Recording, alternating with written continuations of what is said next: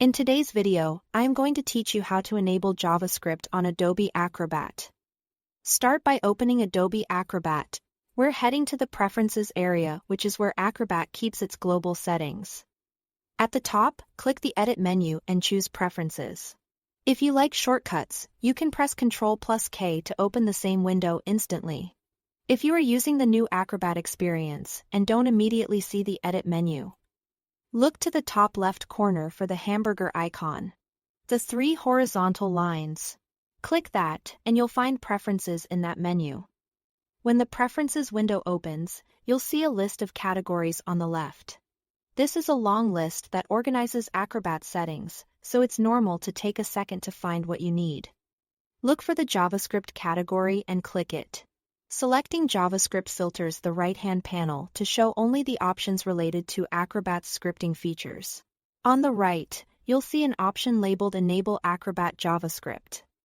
This setting controls whether Acrobat is allowed to run JavaScript inside PDFs.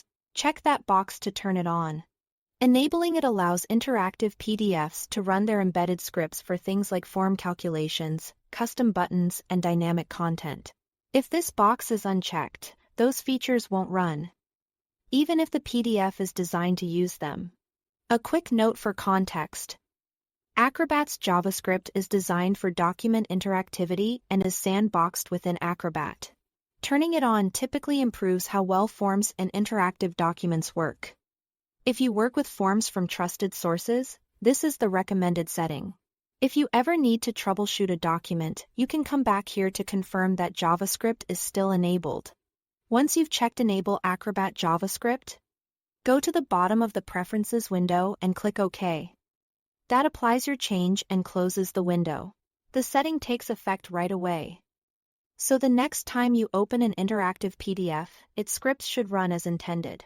That's all there is to it. Thanks for watching.